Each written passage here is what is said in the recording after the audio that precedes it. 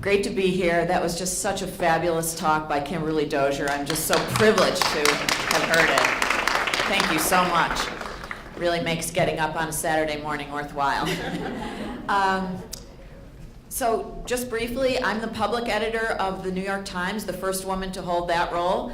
And thank you.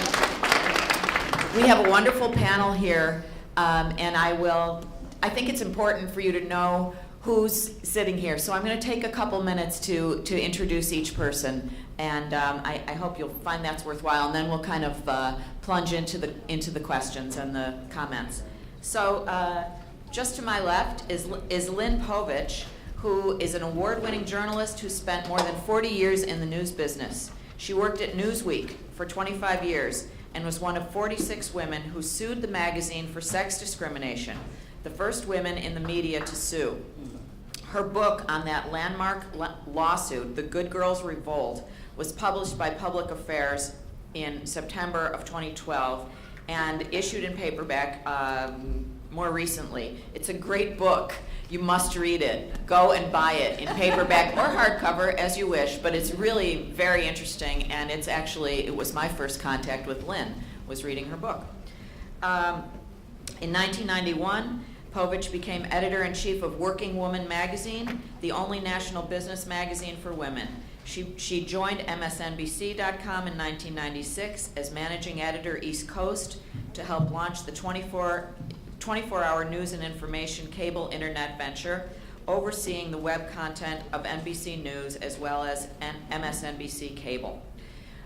To her left is Janice Simpson, the co-director of Arts and Culture Reporting at that competitor, CUNY Graduate School of Journalism, another great place. She has spent nearly 3 decades at Time Magazine, serving in a variety of positions that included assistant managing editor, arts editor, and deputy chief of correspondence. Before joining Time, Jan was a staff reporter for the Wall Street Journal. She has worked at Essence, Ebony, and Women's Day magazine, and was a contributing editor to Theater Week and W magazines. She currently blogs twice a week about theater at the website she created, Broadway and Me, which is worth checking out. She is also, very interestingly, a member of the advisory committee of the American Theater Wing, which administers the Tony Awards, which means that Jan is a Tony voter. Yeah, pretty cool. Ooh.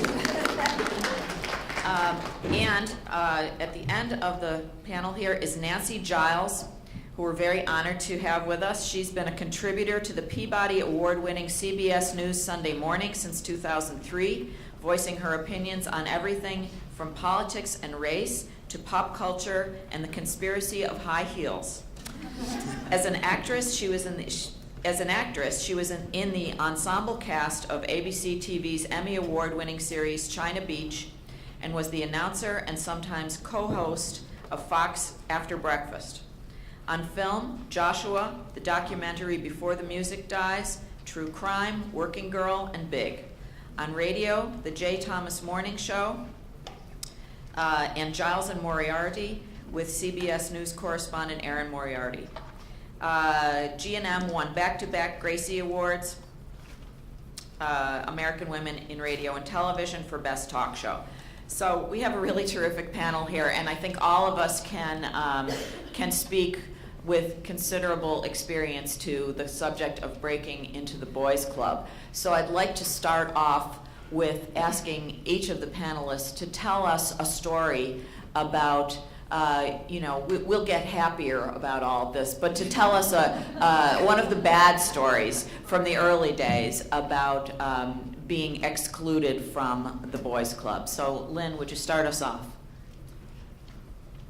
Well, in the old days, and I joined Newsweek in the mid-'60s, if you were a woman and you applied to Newsweek, you were told, if you want to write, go someplace else. Women don't write at Newsweek. That was the way it was. Women were hired to be fact checkers and researchers, and men were hired to be reporters, writers, and editors. 2 people who graduated from the Columbia Journalism School, she was hired as a researcher, he was hired as a reporter. So that was the way it was in the 60s.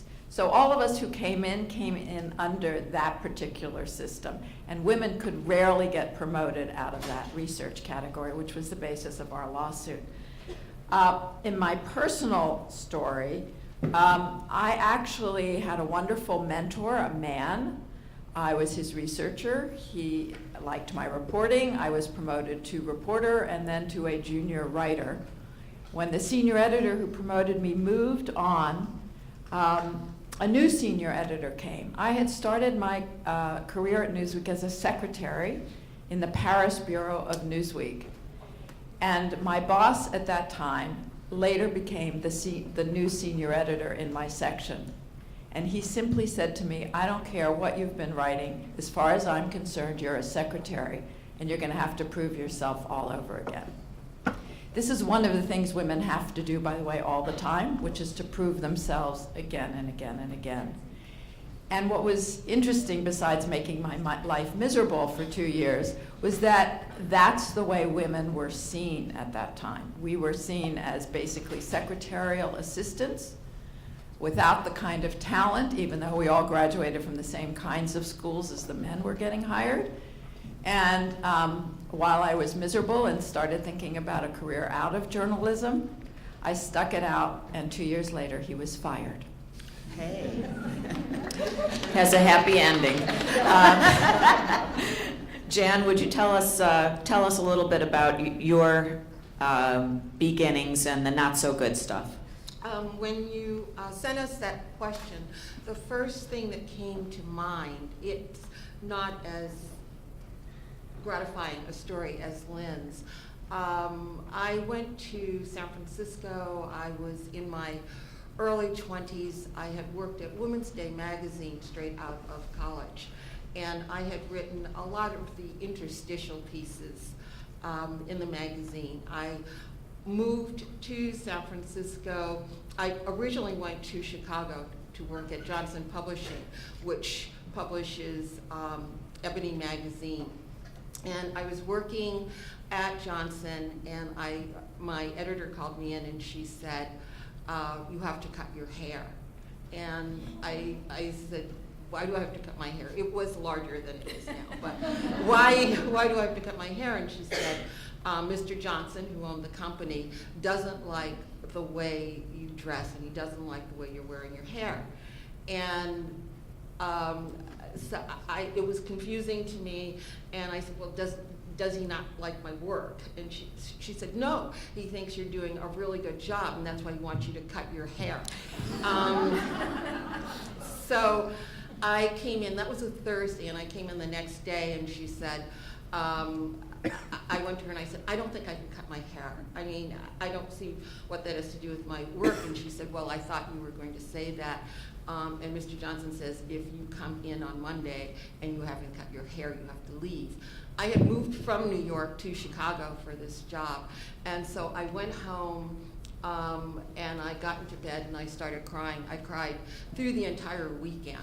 And I particularly cried very heavily starting at 5 o'clock on Saturday, because all the places I could cut my hair were now closed. So I didn't even have an option anymore. I mean, up until that point, I was kind of crying and thinking, should I cut my hair, should I not cut my hair? And then it was like, now I have to go in looking the way I do. And with red eyes as well. And so I went in and they gave me a ticket to leave. And told me that they'd be happy if I freelanced, but I was just no longer going to be there where he had to look at me and my hair. And so I went to San Francisco, where my college roommate lived, and I asked people I knew in New York if they knew any contacts in San Francisco. And this is the story that leapt to my mind when you asked this question.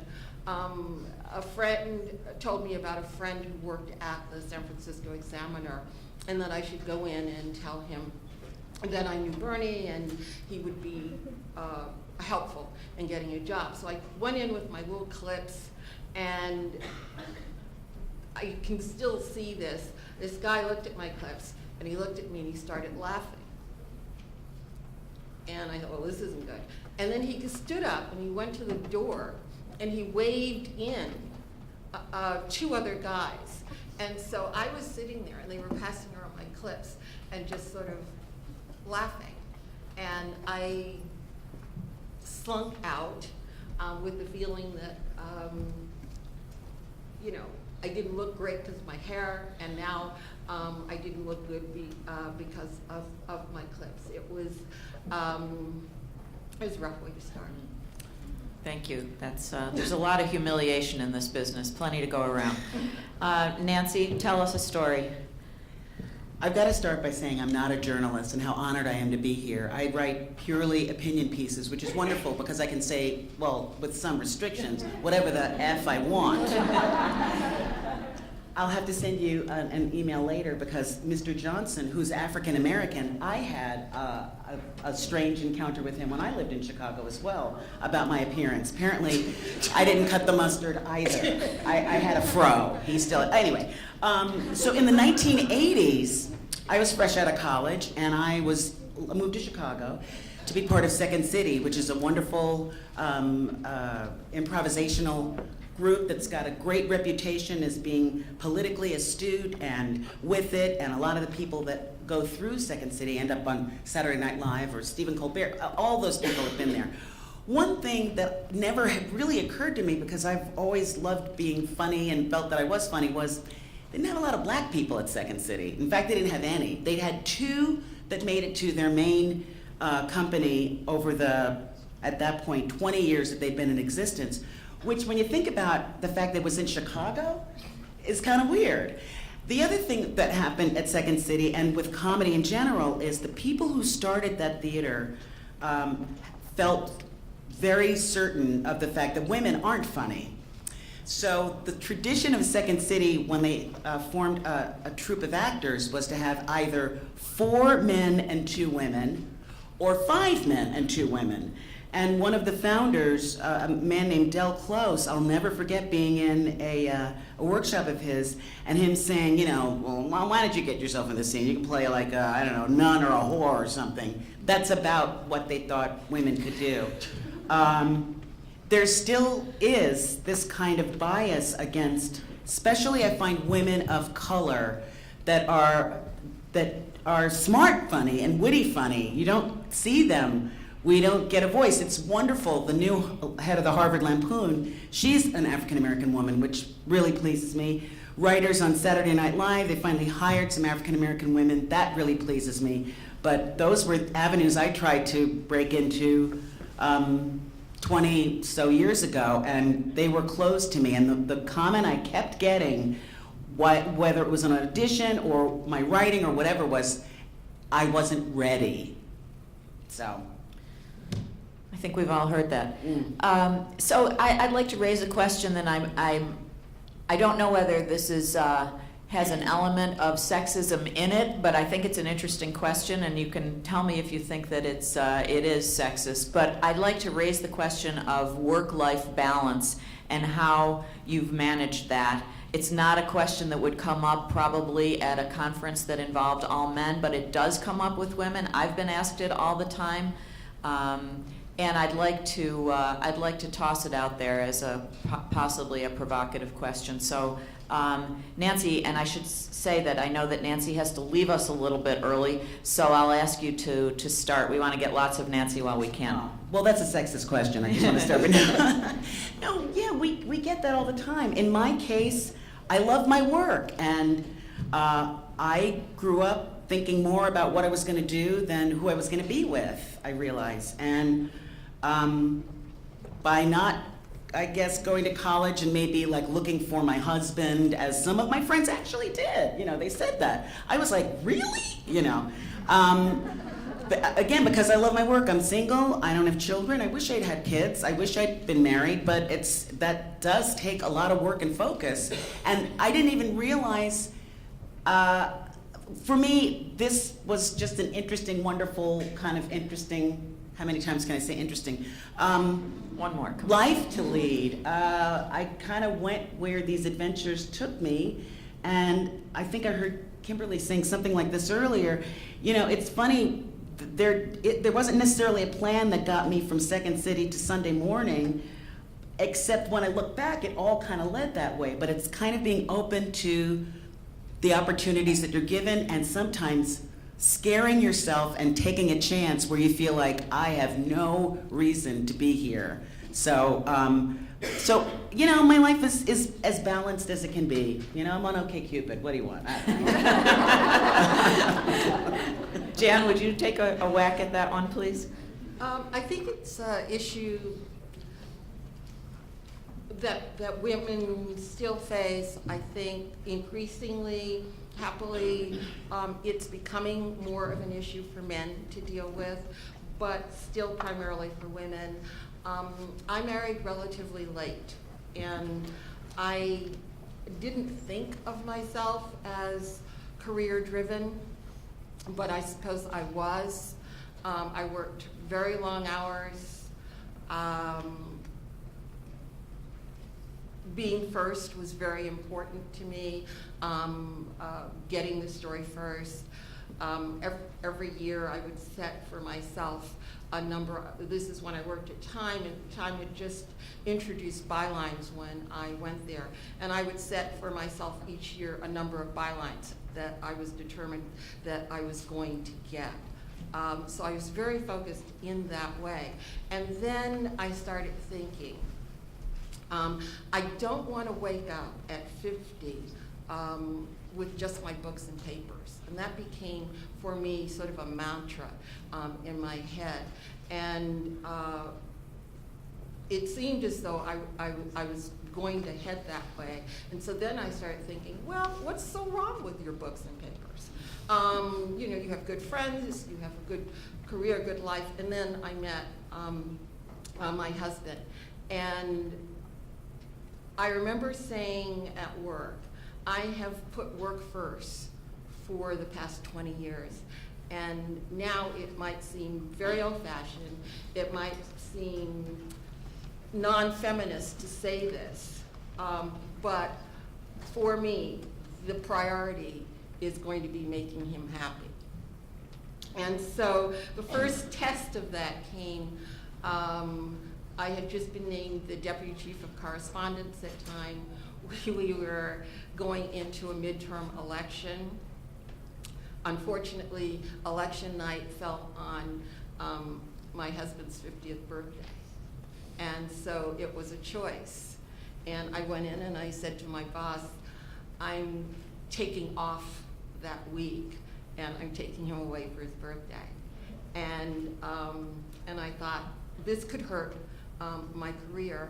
And at that point, I was prepared to do that. It did not. I think it did not, to be quite honest, because my boss was a woman.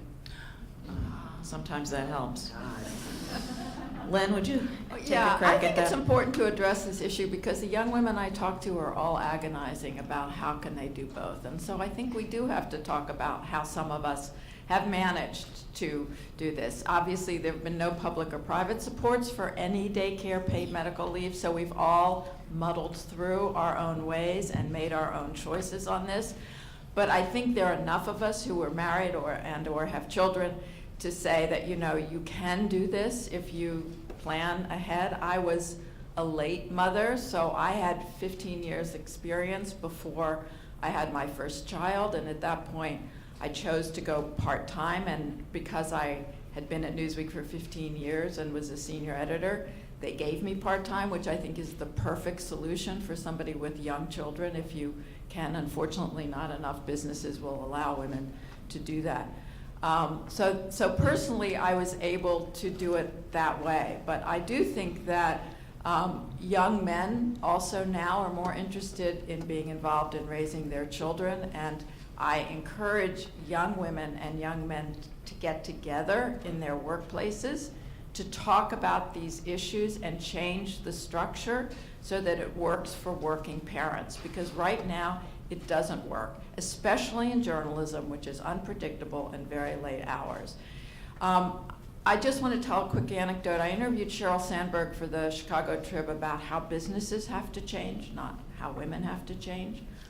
And she told me an anecdote about her brother that sort of impressed me. Her brother's a doctor, and he was hiring a woman to work with him on his team, a doctor. And he said to her, You're married, you may want to have children one day, and if you do, my door is open. You don't ever have to talk to me about it, but if you want to talk about it, I will promise you, you will get a paid maternity leave. I will not give away the best assignments. They will be back here when you come back, and I will support you when you return. She said, you know, it's not illegal to talk about pregnancy leave. It is illegal to discriminate. But because he said that to that person, she is a much more loyal employee to that boss than she would have been.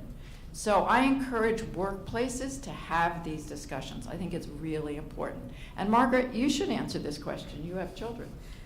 I do. I have 2 children, and I remember as I was about to put my hat in the ring to become the managing editor of the Buffalo News, where I was working.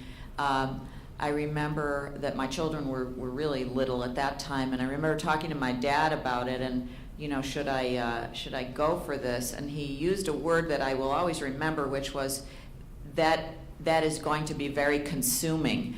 And it is very consuming. I mean, listening to Kimberly talk, that's a very consuming, sort of existence. And our profession, our craft is not one that really lends itself to a lot of balance. So I think the way I did it was, I took 2 6-month maternity leaves and went back to work.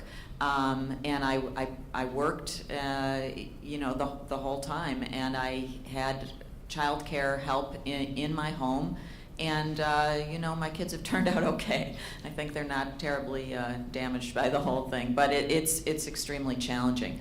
So I'd like to ask this: how much have things really changed? Lynn, would you start us off?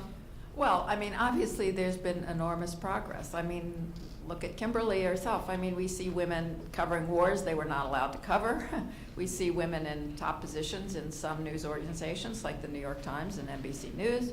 So you can look at the breakthroughs, but as that was said in the very beginning, the statistics on bylines, on commentators, on Sunday morning appearances, on op-ed columnists are still bad. It's about 2/3 male to 1/3 female. So there's still a lot to be done. Mm-hmm. Jan, how much have things changed? Well, I agree, obviously, with Lynn. I think at one point, when I was asked to become the New York bureau chief at time, the chief of correspondence then came to me and said, I went to him and asked, well, who's going to be my assistant? Because the bureau chiefs always had an assistant. And he said, well, there's no money in the budget for an assistant. And I said, well, what am I supposed to do? And he said, well, you can figure things out. And I said to him, I feel like the first black mayor of a major city where they let you come in when the resources are down. And that kind of embarrassed him, so he actually let me have an assistant. And I sort of feel, in some ways, that's what's happened now. My friend Nancy Gibbs is now the managing editor at Time Magazine, the first woman to become managing editor, and she's working under really, really hard, difficult conditions that her predecessors, to be quite honest, didn't face. When you look at the big magazines, the sort of major magazines that all of you who are text people want to be in, those magazines are still run by men. And I mean, when I started at women's magazines, there were then the top jobs at many of the women's magazines were men.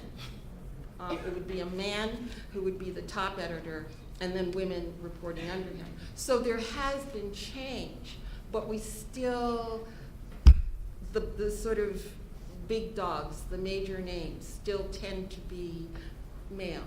And we also think, one of the things I find a little distressing is we look at a magazine like GQ or Details, or Esquire. And we don't consider those to be men's magazines, we consider those to be magazines. And then you look at magazines like Ladies Home Journal or Ms. or, Essence, and those are women's magazines. And I think it's unfortunate that even women look at those magazines in that way. Those magazines do serious journalism. The men's magazines talk about how to look and what to order when you go out. I think some of it is our mindset as well. So I think there have been changes, but not as many as there should be. Nancy, how much have things changed in your world? Well, it's a relatively new world for me because I've been working at CBS for 12 years. Again, it's a funny thing. I would only be there if because of another woman. No, that's very bad grammar. I'm there because of Erin Moriarty, who's on 48 Hours and is not only a wonderful journalist and reporter, but has been a real advocate of mine.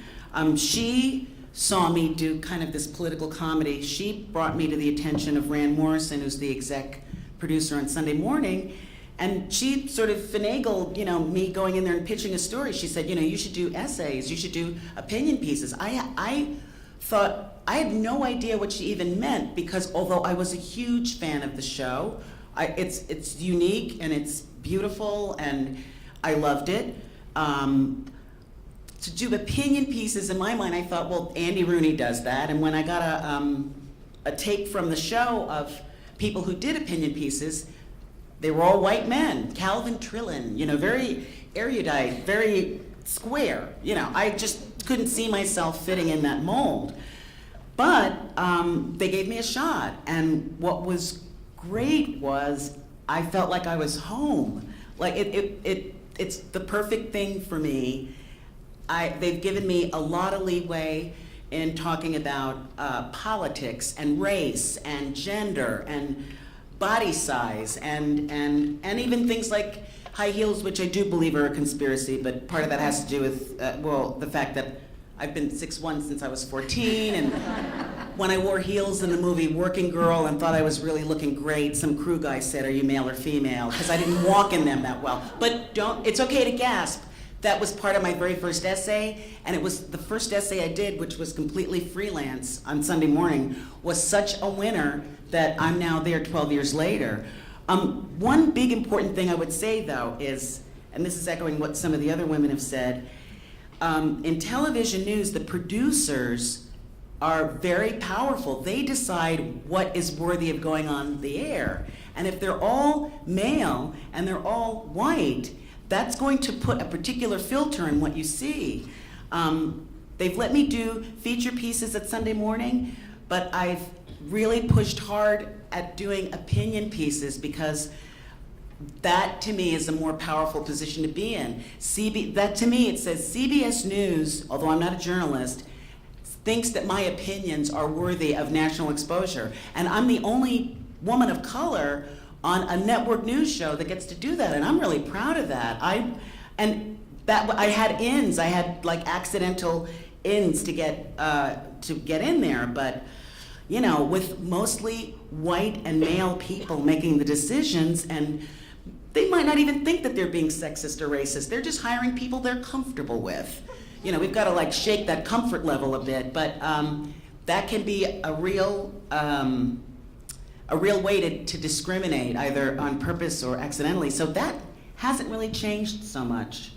I love what you said about the pain of the original high heel comment from someone and turning that into a great story. It was gold. Nora Ephron famously said, "Everything is copy." And on her deathbed, her mother said to her, "Take notes." On her mother's deathbed, take notes. So we all have to sort of turn the difficult moments of our lives into something a little bit better.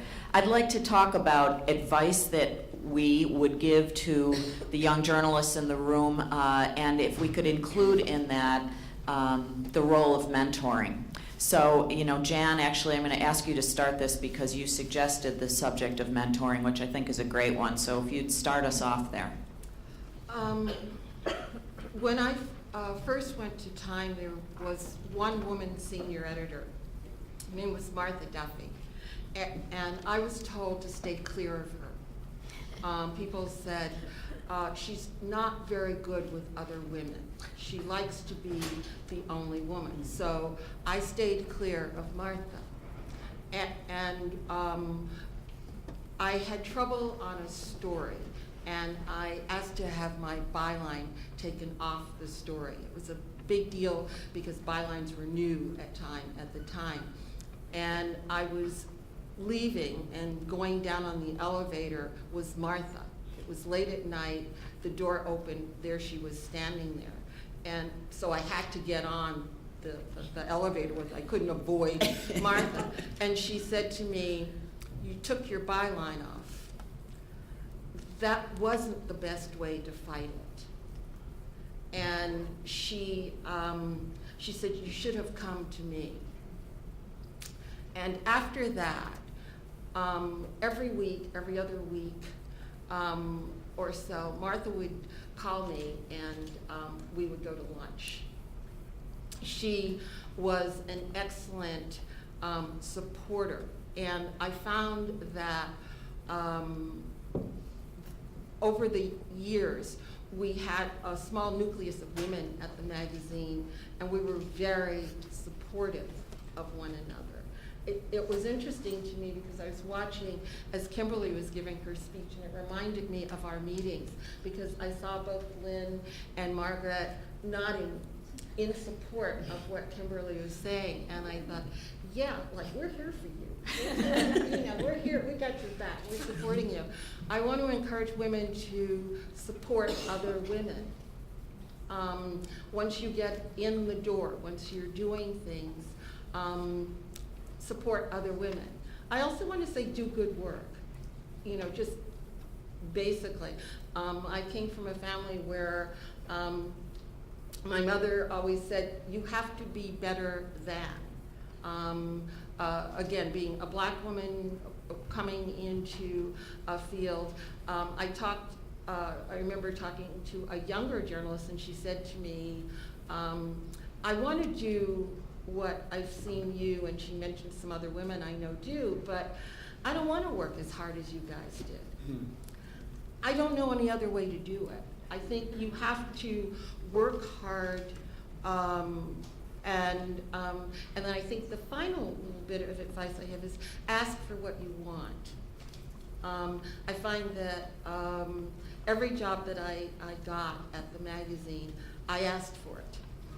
I did not wait for someone to come and suggest it because they weren't going to do that. And so I asked for the work.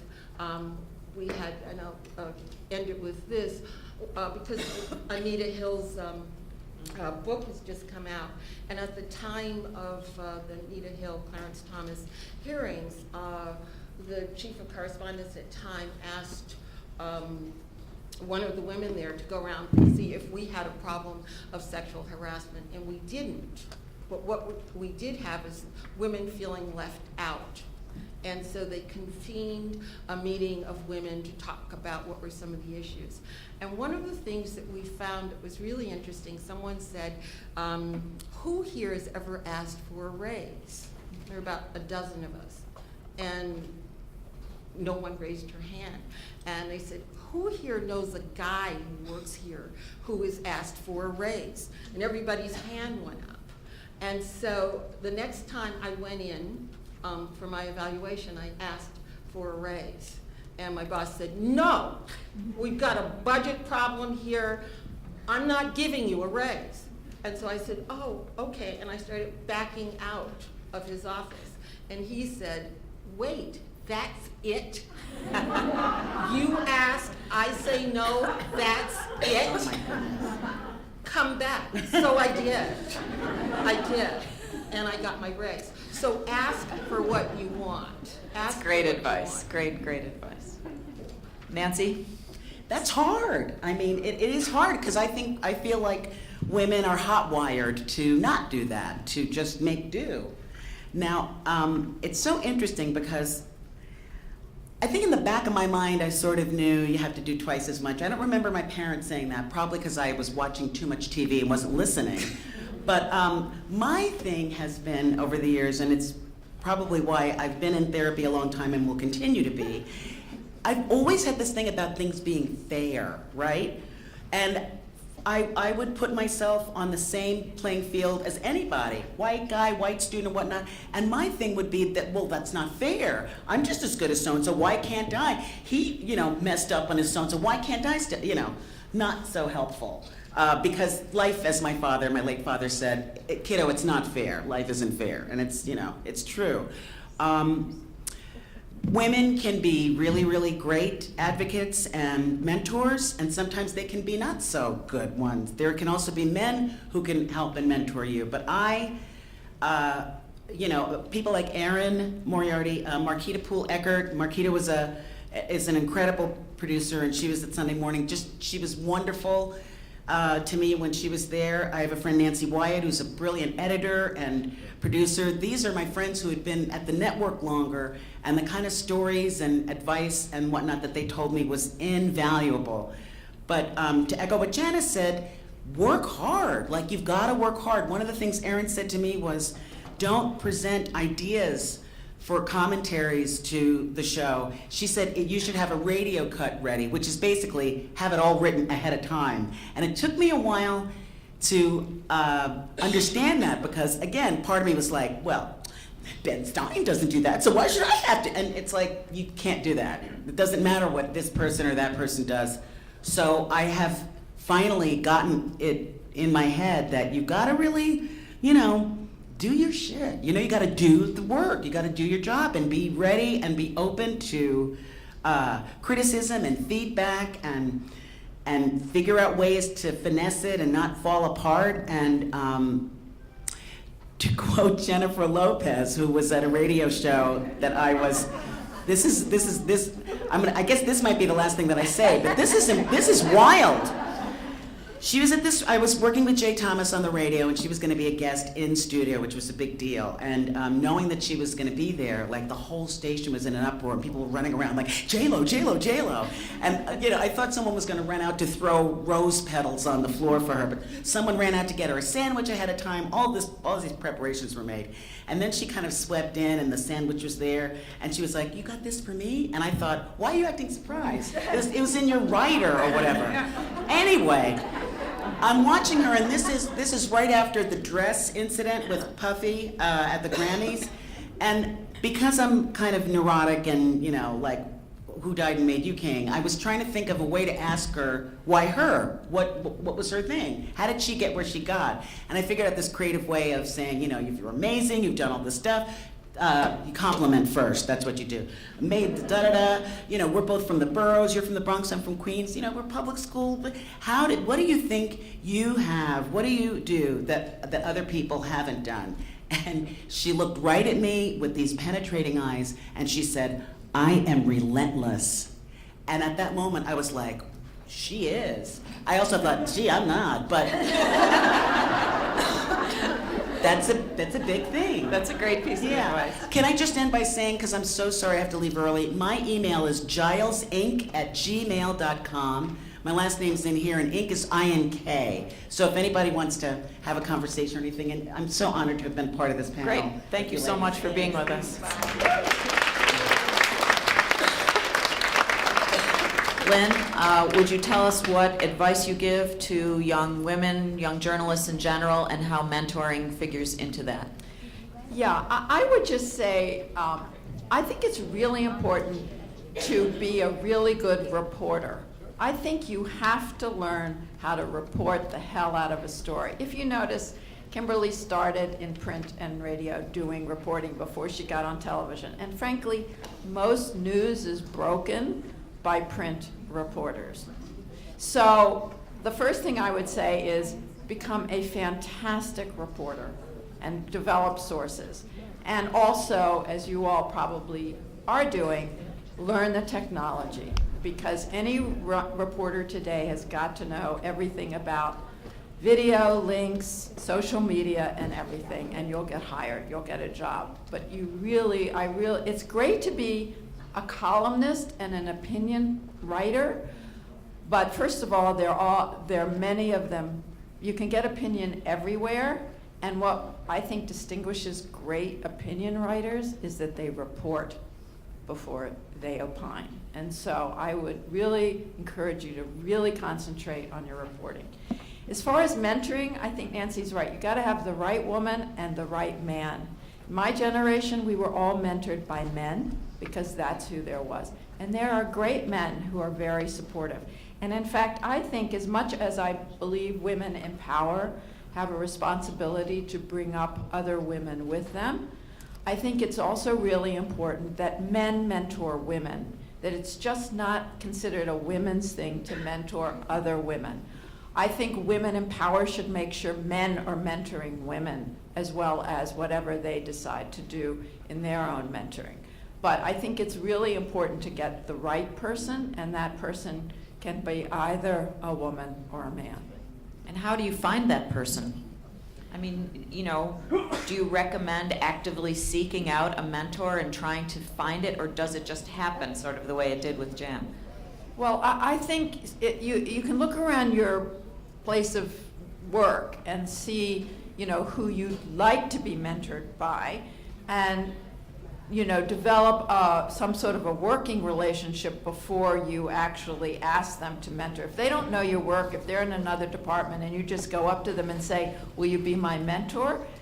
No, who's going to do that? Because everyone's too busy anyway. So I think if you have some sort of working relationship, you had a piece that went to them, you had a story idea that came up, and you can develop a working relationship, then I think you are more likely to get mentoring by that person. I also think you can go out of your workplace. A lot of people are mentored by people who don't work at their workplace but are doing similar work elsewhere. My daughter's in the film business, and she said there's a very high woman in the film business who invites 8 other young women who do not work for her, but she mentors all of them in their workplaces. So if you can't find one in yours, look outside, because there are plenty of women who would be happy to talk to you. That's great advice. I'd like to, do we have any questions that have come via the Twitter feed?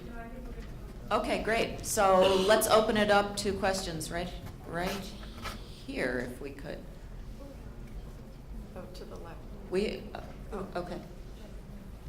Can I ask Absolutely. one before I Naturally. have to scoot? So I often found I was in a situation where I would be pitted against another woman doing the same job. There can't be 3 different women who cover wars. We can only have one at the network. It's like Highlander, there can be only one. So did you guys come across that? And how do you, when that happens, or when you come across another woman who was raised in that atmosphere, and so they're afraid to help another woman, how do you get beyond that? Ladies, have you experienced that? I had experiences where there was the pitting, but I think I was just very fortunate. When I was at the Wall Street Journal, there were very few of us, and I remember once another woman and I were both, she was in one bureau, I was in San Francisco. We were put on the same story, and only one story was going to get in. And she very graciously sent me her notes. And so we decided not to play. We just decided not to play. And her gracious offering of sending me her notes, I knew that then I had to pay it forward as well. So I think, you can choose not to play the game. When we were suing Newsweek, we were all pitted against one another because we knew one person might get promoted. And it was through organizing to realize, why are we fighting each other? It's really the system that's keeping us this way, that we developed this bond of sisterhood and started talking about our salaries. We started realizing, wait a minute, let's share information, because what we're really talking about is the system.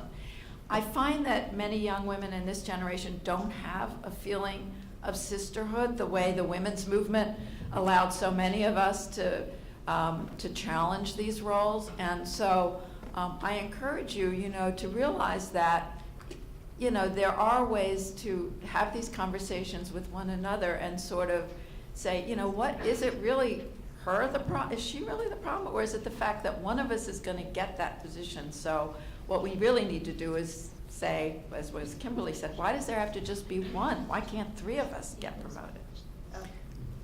I'll just mention that one of the first things that happened to me when I came to the New York Times about a year and a half ago was I was asked to come and speak to a group of young women at the Times. So these are reporters and videographers and so on, and they call themselves the Old Girls Club. Well, they are not old, but there were 12 or 14 of them, and they met monthly, and they had Jill Abramson come and speak with them, and they asked me to come, and they had a rule.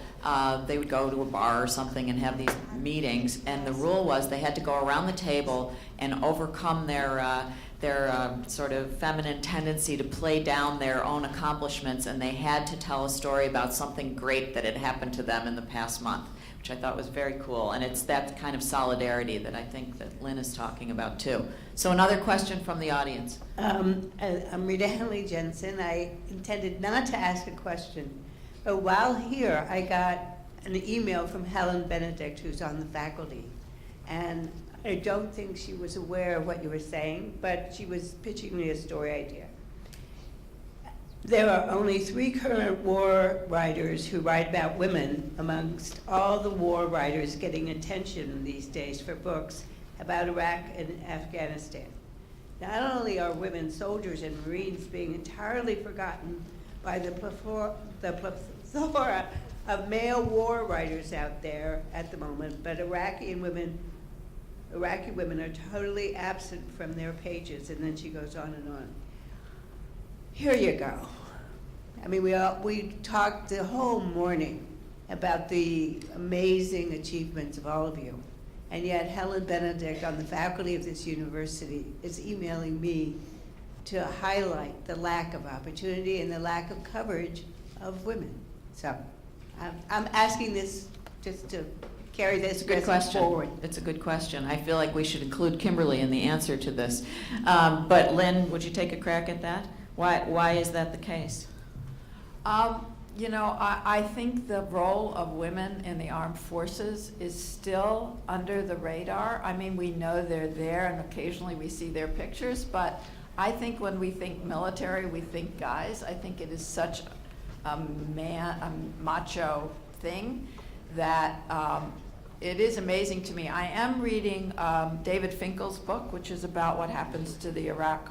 It's called The Good Soldier. The first one was called The Good Soldier. What happens when they come home. And there are it's mostly about soldiers with PTSD, but he does follow one female vet and what happens to her. But it's 1 out of 5. And actually, I think Kimberly should probably address. Would you take a crack at answering that? Why so few women covering wars, and why so little coverage of women affected by war? First of all, when you're out there in the field, you see a lot of women covering wars. It's half and half, if not more women than men, because at least on the writing side of things, because we're often more willing to take the lower salary and the risky situation of being overseas. So looking around at the AP, I had, Anya Niedringhaus, who we lost yesterday, Kathy Gannon, Heidi Vogt, and me, and Deb Riechman. Our bureau chief happened to be a guy named Patrick Quinn at the time, but he was way outnumbered by all of us, and that was just at the AP bureau. In terms of interviewing women in the field, you generally, as a reporter, you want to interview the decision makers. And in the military, because combat roles are still mostly barred to women, even though that's being explored to open that up, you have to be in a combat role to get promoted to be in a leadership position where I would be talking to you and asking you, what are these troops going to do? And the same thing happens with most Afghan officials or Palestinian officials. There was one interesting case, though, where the women always made air and the guys didn't. And that was in Northern Ireland, because their accent is so fast that when I would play the tape to CBS Radio, the women were the only ones they could understand. So, That's but great. yeah, I mean, that's what happens. You're going to interview the decision makers, and until those decision makers, especially in the Middle East, are women, you're interviewing men. Right. Thank you. I think we are probably wrapped up on time here. Thank you to a great panel, including Nancy, and thanks to all of you.